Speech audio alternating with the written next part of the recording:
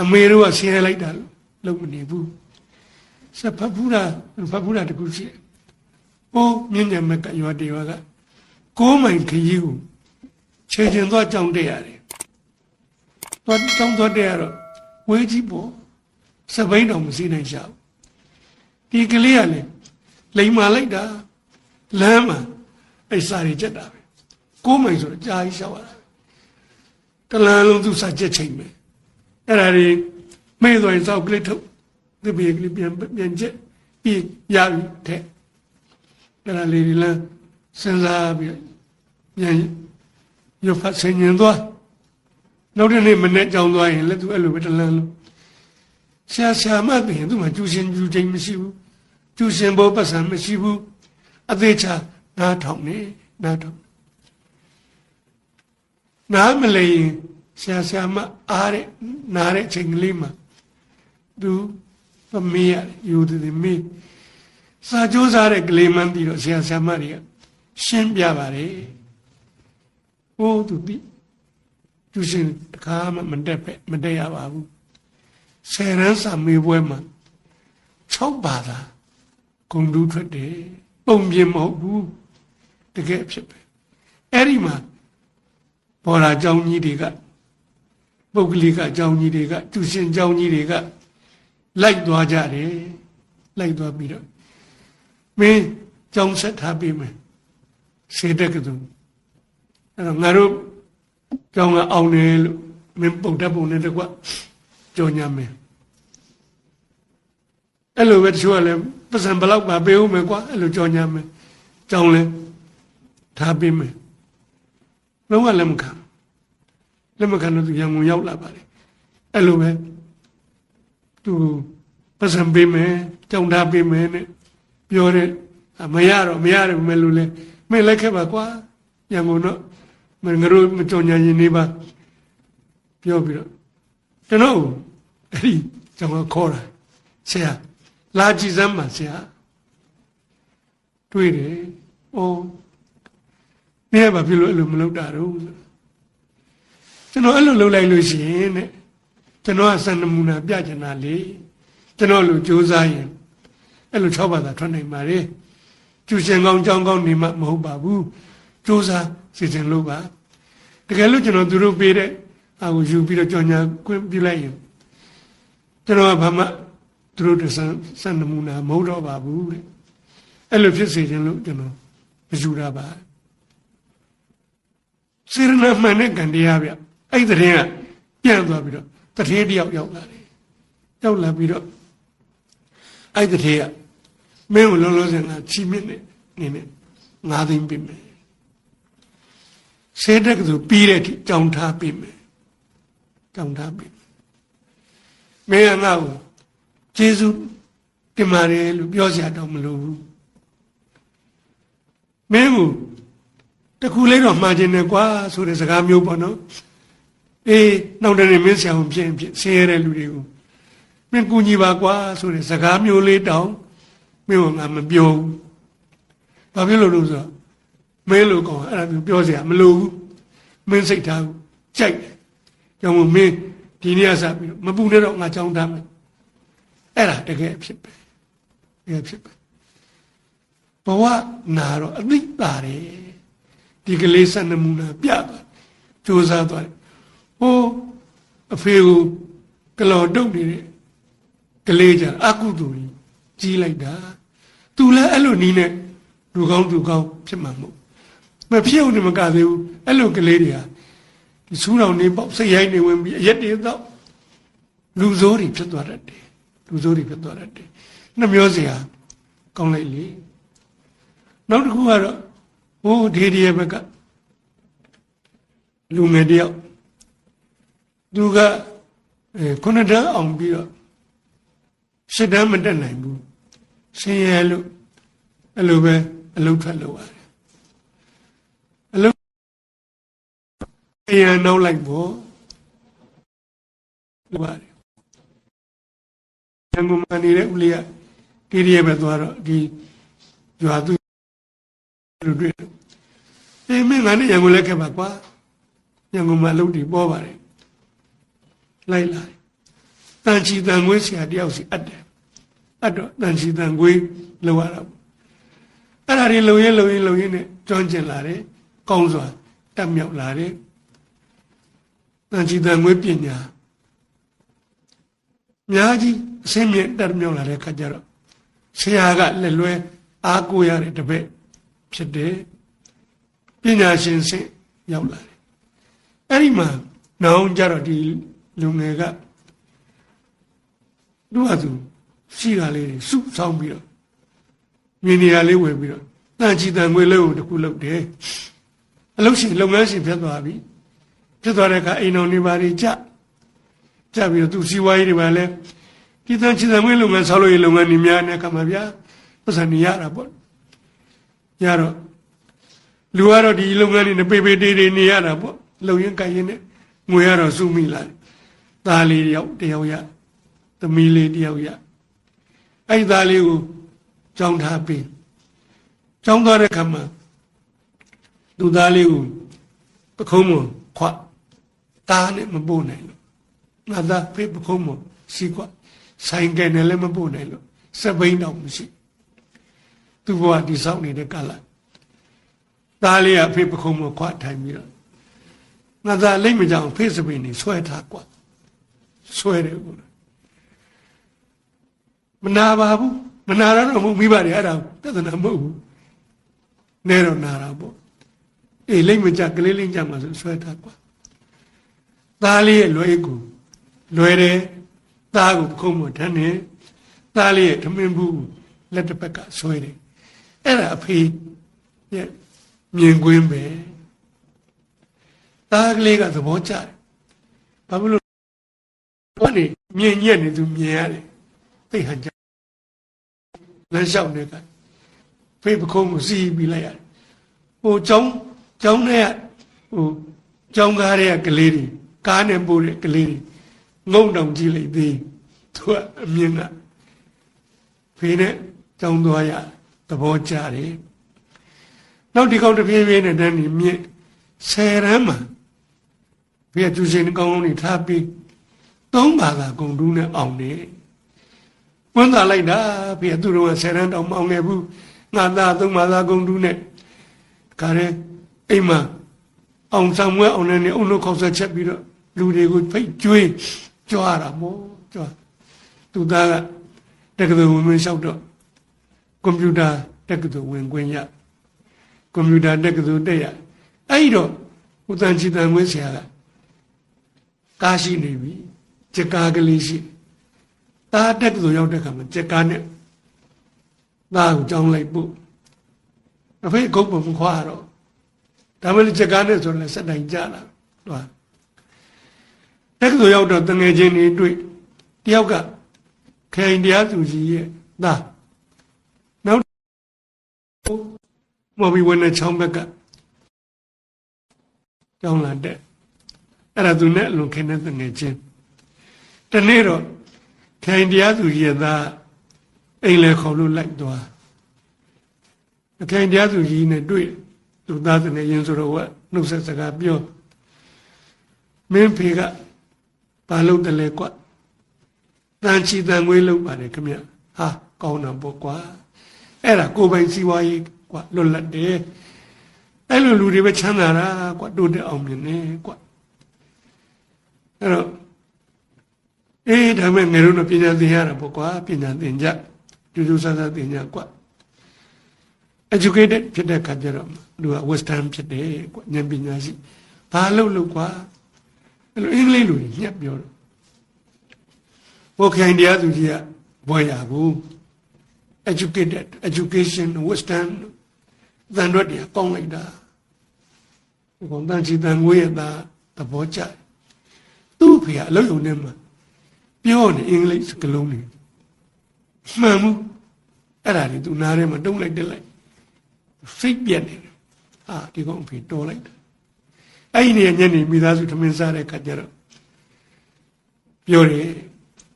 သူတငယ်ချင်းအိမ်လိုက်လေသူ့ဖေကခိုင်တရားသူကြီးဖေကeducation တို့ educated wisdom အင်္ဂလိပ်လိုပြောတဲ့နာမည်သိကောင်းတော့ပဲဖေကအဲ့ဒါလေးပြော သူ့ဖေဘာမှပြော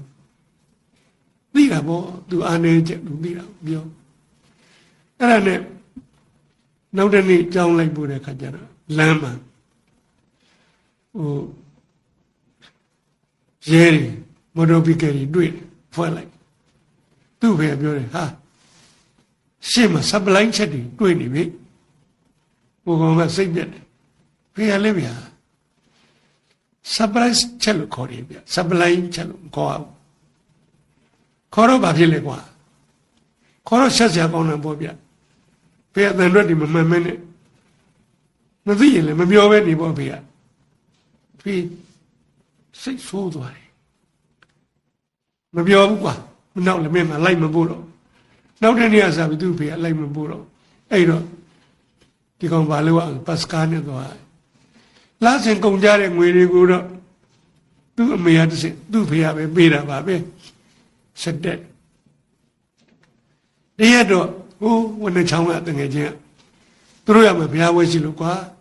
ငါတို့အိမ်မှာလည်းအခန့်ကျွေးမွေးဖို့ရှိတယ်မင်းတို့ညောက်လက်ခဲ့ပါကွာတရားသူကြီးသားနဲ့တန်ချီတန်ငွေသားနဲ့ဖိတ်ခေါ်သွားဟိုရောက်တဲ့အဲ့ဒီတွေအများကြီးအိမ်မနွားတွေကလည်း6កောင်လုံးရှိနွားချီတွေနဲ့ရှုံနေပွက်တွေနဲ့အိမ်ကအမြင့်ဆိုတော့သူတို့အိမ်မောခေါ်တယ်တက်ကတူတောင်းသားတွေကိုခေါ်ပြီးတော့သားရခမ်းမှာပဲအခမ်းပါတယ်စားစရာတွေပါအဲ့ဒီမှာပို့ပြီးစပွဲပေါ်မှာကွန်ပျူတာလေးရှိတယ်ကွန်ပျူတာကျောင်းသားကိုလက်သမားကြီးကကွန်ပျူတာဝယ်ပေးတာသူသားသူတို့တွေစကားပြောနေကြတယ်စားရင်တော့စကားပြောနေကြတယ်အောက်မှာအဲ့ဒီလက်စားလို့တော့အဲ့ဒီမှာလက်သမားကြီးကသူသားခန်းကိုတက်လာတယ်တောင်တက်သူတောင်သားတွေစကားပြောတာကိုနားထောင်နေနာထိုင်ဘုကောင်ကြီးကဘာပြောနေလဲကွန်ပျူတာခုဟွာတွေဖြစ်နေတယ်ဗိုင်းရပ်စ်တွေဝင်နေတယ်အဲ့ဒါမင်းတို့သတိထားနော်ငါ program တွေတော့အကုန်ပြတ်သွားတာပဲအဲ့ဒါဒီပြောဆိုနေကြဘုရားဘေးနာနားထောင်တယ်လှမ်းမိငါသားအဲ့ဗိုင်းရပ်စ်ဆိုတာပါလဲကွာပိုးလားသူသားလည်းလည်းပြောလိုက်တယ်ပိုးပေါ့ဗျာအဲ့ဒီပိုးကကွန်ပျူတာတွေကိုဘယ်ပေါက်ကဝင်တာလဲကွာအဲ့ဒီပေါက်တွေငါသားလုံအောင်ပိတ်ထားပေါ့မရရင်လည်းကွာဖေတို့လည်းမသုံးနဲ့ဩဘာပိုးသက်ဆေးရှိတယ်အဲ့နဲ့6အဲ့တော့တန်ချီတန်ငွေသားရည်ချင်းတယ်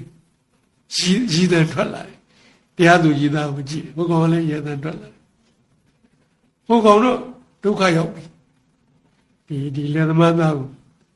လှမ်းကြည့်မင်းဖေကဘာလို့ရှောက်ပြောမှမသိဘူးလှမ်းကြည့်ဘုကောင်ကရှက်မသွားဘူးလှမ်းပြောတယ်ဟဲ့အောင်အဲ့ဒါငါအဖေပဲကွာလက်သမားကြီးကွာ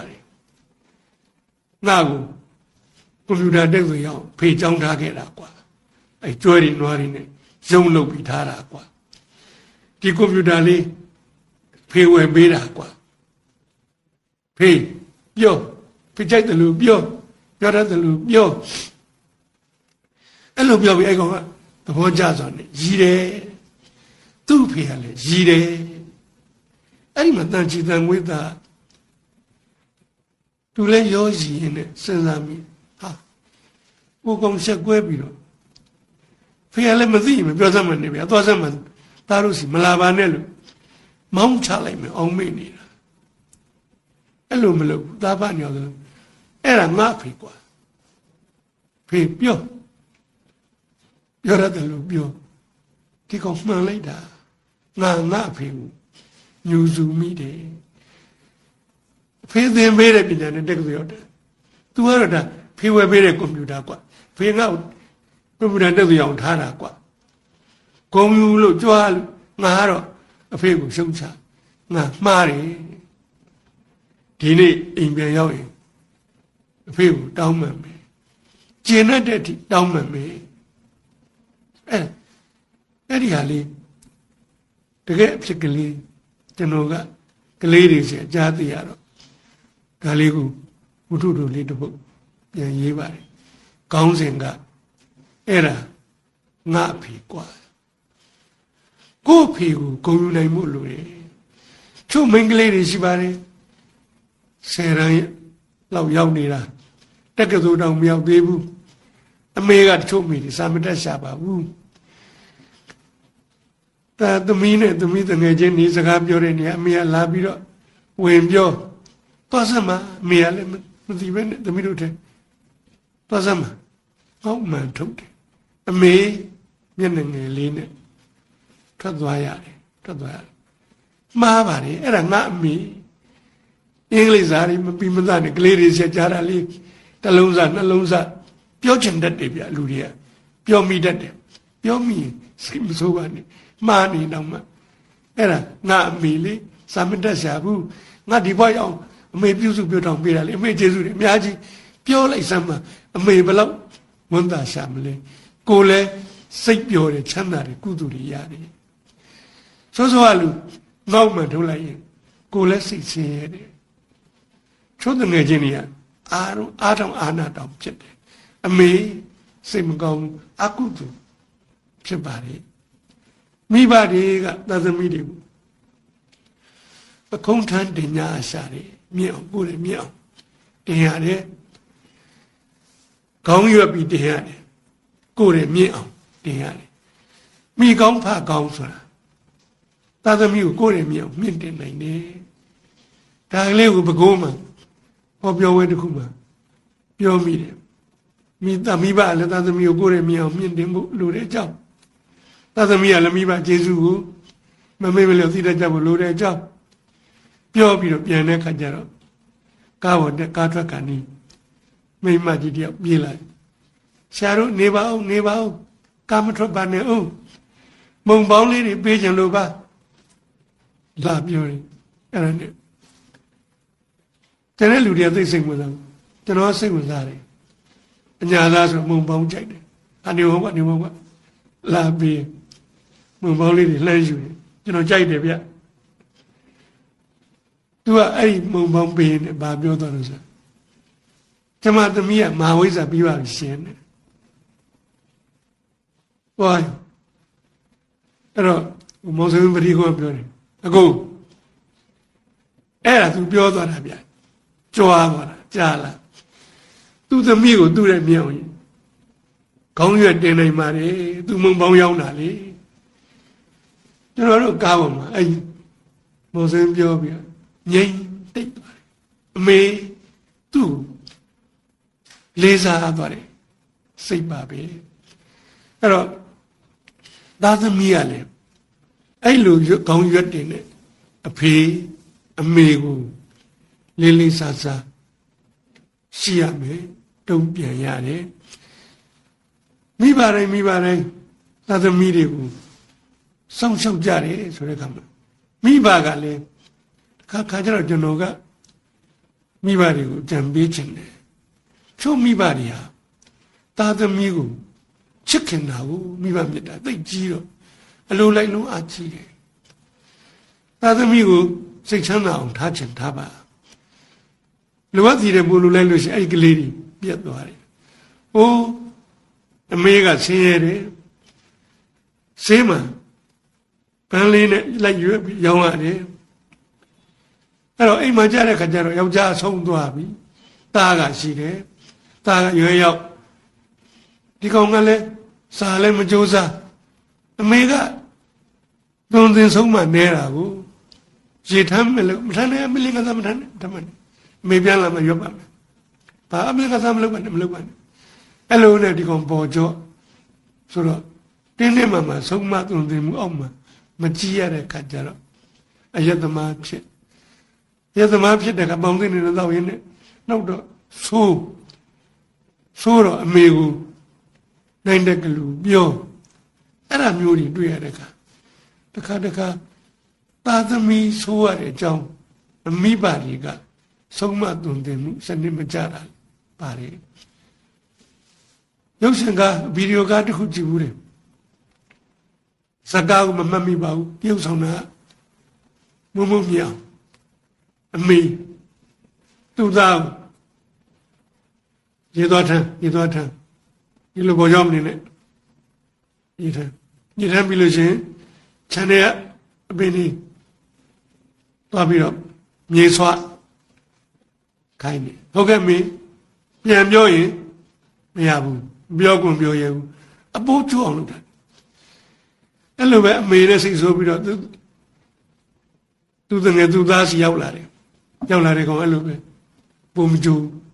တော့မမြောင်ကပြောတယ်ဟိုလူလေးမင်းတငယ်ချင်းနဲ့အတူခြံထဲသွားပြီးတော့သစ်ပင်နေပေါက်သွားတော့ကျွန်တော်အဲ့အမေခါမလုပ်ဘူးဟိုကပုံမကျိုးတယ်အဲ့မလုပ်ဘူးလို့မရဘူးမင်းမလုပ်ဘူးလို့တော့မရငါအိမ်မှာနေရင်ငါကြွေးတာကိုစားမယ်ဆိုရင်ငါအိမ်မှာလုပ်ကြတော့မင်းလုပ်ရတင်းတယ်တော့ကြည့်ဘောကြတယ်ဘုံပေဆောင်နဲ့ပါလို့ပါသူသားရေသွားထမ်းလို့ရှိရင်မင်းမလိုက်ထမ်းဘုံကောင်လဲကြည့်ထမ်းနေတပတ်လောက်ကြာတော့ကောင်းကောင်းကြွေးတယ်ဆုံးလဲဆုံးပါတယ်မင်းအမေဘူးပြန်มาကွယ်ကုညီပါဟိုတော့ဆုံးကြော့ထိုင်ကြော့သွားတယ်ကျွန်တော်မိကျွန်တော်တခါမှအဲ့လိုပြောဘူးတော့ကြရမှာကျွန်တော်ဆုံးမတာကျွန်တော်မှားပါတယ်တော့ပြန်သွားတယ်အဲ့ဒီသူ့သားကတော့ဘိုးကိုကြိုးနေတာပဲအဲ့ဒီကောင်အရက်တော့ပြီအမေကိုကလန်ကဆန်ဘယ်လိုလုပ်ရိုင်းဆိုင်ချိုးသားသမီးတို့အောင်လဲပြစ်ခဲ့သည်အဲ့ဒီခါကျတော့မဇက်ကနာလိုက်တာအမေကိုစော်ကားတဲ့သားသမီးတခါကျတော့မိဘဘက်ကလည်းတိတိကျကျပေါ့နော်ချစ်ပေမဲ့လို့ပြောတဲ့နာတွေဆုံးမတဲ့နာတွေတိတိကျကျလုံးတဲ့နာတွေလုပ်ဖို့ကောင်းပါလေတခါမိဘမြတ်တန်နဲ့ပတ်သက်တဲ့ပြိုင်ပွဲလုပ်တယ်ဦးကြိုက်ကလုံးကျွန်တော်ကအဲ့ဒီမှာစာမှုတွေကိုစစ်ပေးရတယ်စစ်ပေးတဲ့အခါမှာချုပ်သားသမီးတွေမြန်မိဘကိုညာတာကောင်မသိမိဘအကုန်လိုက်ညာနေတယ်ဒီရုံသွားမဲ့အလုပ်တွေကိုအမေကအင်းလေးချက်တယ်ငါ့ကိုဆင်းရဲတာကိုသုံးပိုင်းတယ်တိုင်းပြီးတော့အမီလေးနဲ့ခေါင်းနဲ့ရတယ်လူခလဲကနှစ်ပိုင်းရတယ်လူမြတ်တအောင်စားလို့ရအောင်ပြီးဟင်းလေးတွေလည်းစမ်းပြီးသူ့ဘုရားဘာမှမကြံတော့အမေကမကြံတော့ငပိစိမ့်စားလေးကိုမိခင်တယ်မိခင်ပြီးတော့ကျက်စုံနီလေးကိုပါလီအဲ့ဒါကလေးနဲ့ငပိစိမ့်စားလေးကိုတုတ်ပြီးတော့သူကတော့ဒါကလေးစားမယ်ဆိုပြီးတော့မိဘထဲမှာကြောင်ရင်းထဲမှာထည့်ထားသမီးတွေကိုထမင်းဘူးကိုဆွဲယူသွားကြရင်သမီးငယ်လေးကကြောင်ရင်ကိုပါကြောင်ရှိလို့လည်းမသိပါဆွဲဖွင့်တော့ဟဲဒီမှာငပိစိမ့်စားလေးသုတ်ထားတာစားကျင်စရာကောင်းတာကြိုက်တယ်မေးဒါလေးသမီးထည့်ယူသွားမယ်နော်အေးယူသွားအဲ့ဒါလေးသူထမင်းဘူးတဲ့ကုန်ထည့်သွားစဉ်းစားပါသုံးပိုင်းကိုသူတို့ပိုင်းပေးပြီဒါကလေးနဲ့အမေထမင်းစားမယ်အဲ့ဒါလေးပါယူသွားတယ်သားသမီးတွေကလည်းအတ္တကိုကြိုကိုဘို့ကြီးကြည့်တယ်ကိုဘက်ကပဲကြည့်အမေဘက်ကမကြည့်ကြဘူးအမေကိုမညာကြဘူးအမေကတော့ဒါလေးလိုချင်တယ်ဟဲ့သမီးတို့သုံးပိုင်းပေးပြီလေအဲ့ဒီငပိစိမ့်စားလေးကအမေစားမလို့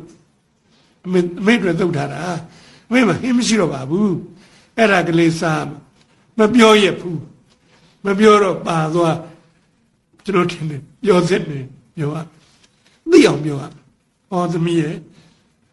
အမေကသမီးတို့ညာပြီးသုံးပိုင်းပိုက်တာမေတွေမရှိတော့ပါဘူးဟင်းရည်ကိုလည်းမြတ်ထလိုက်တော့အမေဟင်းရည်အနှစ်ကလေးနဲ့တော့စားဖို့မကြံဘူးဒါကြောင့်မလို့မပြီးစိမ့်စားလေးတုတ်တာပြောရမယ်မပြောတဲ့ခါကျတော့အတ္တကဲတဲ့သာသမီတွေကိုအမေကပို့ပြီးအတ္တကဲအောင်မိဘကိုညာတရားကောင်းမှမသိအောင်လှုပ်ပေးနေသလိုပဲကလေးတွေမှာပါပို့ပြီးတော့အပြစ်ကြီးတယ်မိဘကိုအပြစ်ပြောတာမဟုတ်ပါဘူးချစ်လုံးအားကြီးလို့သာသမီတွေ ပုံမပြီးတော့နှစ်မွန်းစီမှာစိုးလို့ပါအဲ့တော့အဲ့ဒီဝတ္ထုလေးဖတ်တာဟောဝတ္ထုကကောင်းလိုက်တာဒါပေမဲ့စိတ်ဆိုးတယ်စိတ်ဆိုးတယ်သူစိတ်ဆိုးဟိုကောင်မလေးကိုစိတ်ဆိုးတယ်ကောင်မလေးကိုစိတ်ဆိုးပြီးတော့အမေရလည်းဗျာအမေကိုပါနဲ့မကျေနပ်တဲ့စိတ်ဖြစ်တယ်ပြီးတော့မိဘတွေကလည်းသာသမီကိုချစ်ပါချစ်တာပေါ့ကျွန်တော်ချစ်ပါမပြောလဲချစ်မှာပဲချစ်နေကြတာပဲချစ်နေကြတော့သိနေနာခံကြတာပဲတင်းတင်းမှမှပြောရမယ့်နေရာလည်းမပြောရမယ့်နေရာပြောပါဆုံးမပါဆုံးမဖို့စနစ်ကြတယ်သာသမီတွေဟာကောင်းတယ်လိမ္မာတယ်အဲ့ဒီလိမ္မာတဲ့သာသမီတွေဟာဘဝမှာအောင်မြင်တယ်ခုနလိုချစ်ပြီးတော့မပြောရမဆိုးရမဆုံးမရပျက်စီးသွားယသမားဖြစ်မိဘကိုစော်ကားအဲ့ဒါချစ်ရမကြောက်ဒီကောင်းသံဃာမှာဒီအကုသိုလ်ကြီးအောင်ကိုလုတ်ပေးသလိုပဲမပေးတော့လဲပေးသကဲ့သို့ပဲကိုချစ်တာနေရရောက်တယ်မိဘဘက်ကလည်းသာသမီတွေကိုတင်းတဲ့နေရာတင်းမှာဆုံးမတဲ့နေရာဆုံးမပါပြောတဲ့နေရာမှာပြောပါချစ်တဲ့လောက်ချစ်ပါအဲ့ဒီခါမှာသာသမီတွေရဲ့ဘဝကောင်းကျိုးရစေခြင်းကောင်းကျိုးရည်ရွယ်ချက်နဲ့ပြုစုပြောထောင်မှုမှန်ကန်မှုလိုပါတယ်သာသမီတွေဘက်ကလည်းဗျာနားလေပါမိဘတို့နားလေပါအတ္တမလွန်ကဲပါနဲ့မောင်နှမချင်းတောင်အတ္တလွန်ကဲရင်မကောင်းပါဘူးတငယ်ချင်းမိတ်ဆွေချင်းချင်းကြားမှာတော့မှအတ္တလွန်ကဲတာမကောင်းပါဘူးအမေအဖေကိုငဲ့ရမှမသိညာမှမသိအနစ်နာမခံကျင်နေပါဗျာနော်မေဖေကိုနစ်နာသွားတဲ့ထီအောင်တော့မပြုတ်မှုသင့်ပါဘူးတတိအတိရှိသင့်ပါလေမိဘကျေးဇူးသိရမယ်မိဘကျေးဇူးထုတ်ဖော်ပြောရမယ်မိဘကျေးဇူးတတ်နိုင်သမျှပြေးကျေအောင်ဆက်ရမယ်မိဘတို့ကလည်းကိုသားသမီးတွေကိုတာကောင်းသမီးကောင်းဖြစ်အောင်ဆုံးမရမယ်သွန်သင်ရမယ်အသိပေးရမယ်ကိုယ်ရဲ့မြင့်အောင်လဲမြင့်တင်ပေးနိုင်ရမယ်မိဘကောင်းများဖြစ်ကြပါစေတာကောင်းသမီးကောင်းများဖြစ်ကြပါစေလို့ဆန္ဒပြုရင်ကျွန်တော်ဟောပြောချက်ကိုရနာပြရစီ